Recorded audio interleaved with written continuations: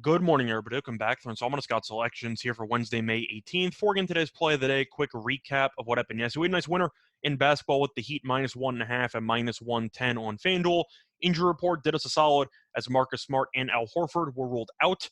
Line closed at 4.5, and it did not matter as the Heat ended up having a great second half effort, which resulted in an 11-point victory. So nice win for us. Look for another winner here on Wednesday. And for the play of the day, we're going to go back to hockey, looking at game one of the Rangers and Hurricane series, taking place at around 7 p.m.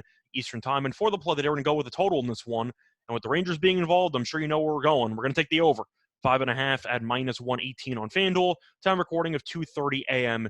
Eastern time. Couple reasons why I like the over in this spot. First of all, these teams being in the same division face each other 4 times in the regular season, and 3 of the 4 regular season meetings had at least 6 goals. Plus, each of New York's first 7 playoff games, each of the 7 games in that Pittsburgh series, all had at least 6 goals, and they all went over. So the Rangers are 7-0 to the over so far in the Stanley Cup playoffs, while Carolina had 6 of the 7 games against Boston have at least 6 goals. And of course, Carolina has been an offensive powerhouse all season long.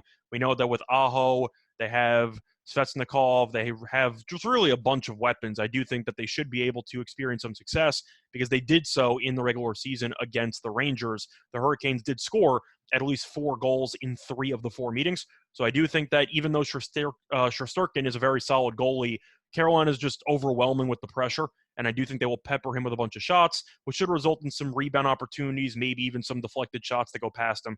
But it would not surprise me if Carolina finishes this game with 4 more goals, which bodes well for the over in this spot. Plus, if you want to actually go through the coaches for the series, you have Brindamore against Gallant, and both of them have been pretty aggressive when it comes to pulling goalies down multiple goals in the third period. So I do think you'll end up seeing a situation where if one of these teams is up 2, maybe even 3 goals, you might see a team pull a goalie, and that could result in a 4-1 game suddenly turning into a 5-1 game. So I do think, of course, the aggressive nature of the overall league in the playoffs when you're down multiple goals late could result in a couple of empty net goals to help this game get over the total. But when you're looking at a situation where these teams, based on the head-to-head, have been pretty up-tempo and they've scored a decent amount of goals against each other, and the fact that the Rangers are 7-0 to the over in the playoffs because their defense is still not very good and the Hurricanes' offense is still elite, I do think that you will see a lot of goals in this game.